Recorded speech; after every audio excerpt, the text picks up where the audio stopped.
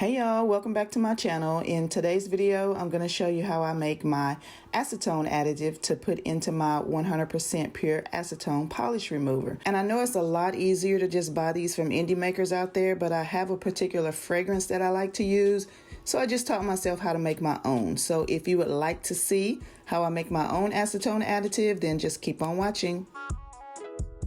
So of course I'm going to start with my favorite pure acetone remover, and what I'm going to do is add about a half an ounce of glycerin for every 5 ounces of acetone. And normally what I do is just keep using the same bottle over and over. That's why you see I have a full brand new bottle and my empty bottle with the pump dispenser on it that we're going to put our mixture in. And this is just plain old glycerin. I've actually had this bottle for many years, back when I had a blog and I used to make my own soaps and things. I've had this bottle for that long, and so what I'm going to do is take this plastic dropper here and fill it up twice and empty it into my bottle, and that equals up to about 2 ounces of glycerin, which is a little more than what we need for 16 ounces of acetone, but it's not an exact science, y'all. We aren't baking anything here, so if you put a little bit more than what you need, it's totally fine. It's just going to make it that much more moisturizing. Just don't overdo it. At this point is where I would choose my essential oil to add, and my absolute favorite is jasmine. I don't know what it is,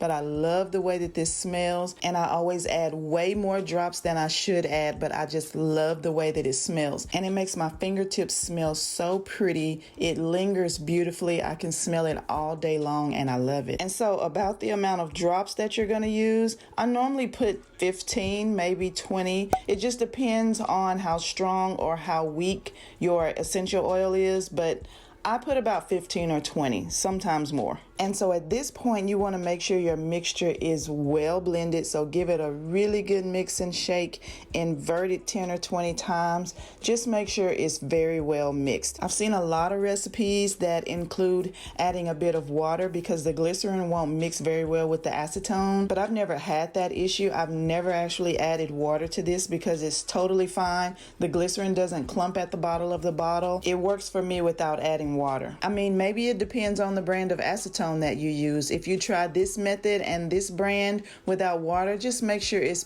pretty well mixed before you go to use it.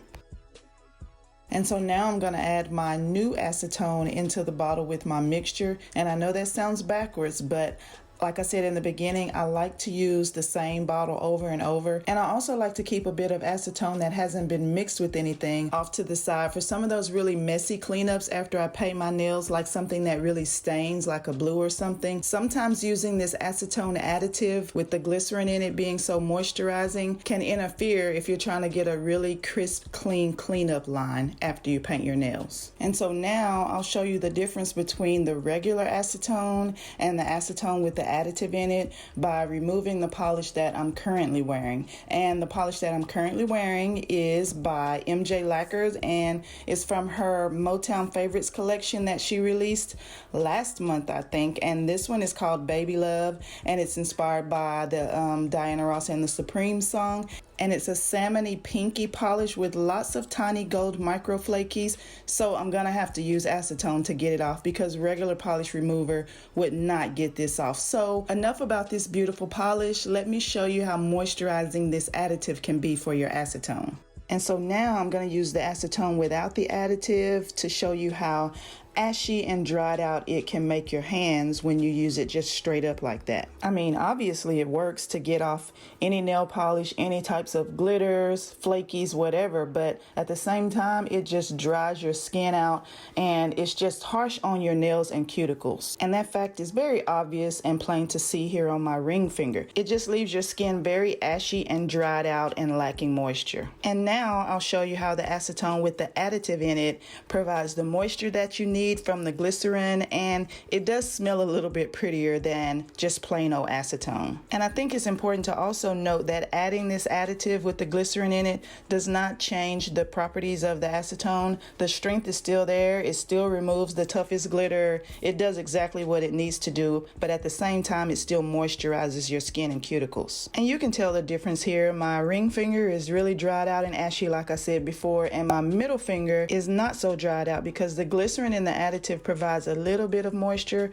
which is more beneficial for your nails if you use a lot of acetone all the time. All right, y'all, that's all I have for this video. I really hope that this was helpful, and this is by no means my idea. I just took a lot of inspiration from Pinterest posts and YouTube videos and things that I Googled, and I just decided to make this stuff myself, and it works perfectly fine. You can still just buy the additive, like I said, from indie brands, but I like making it because I love the scent of jasmine, and this is just more beneficial for me, and it's also less expensive than buying the additives online. So give this video a thumbs up if you found it helpful, and if you found yourself watching several of my videos, then go ahead and subscribe to my channel. It's simple, it's easy to do, and it's free. And with that being said, I want to thank you guys so much for watching, and I'll see you in the next one.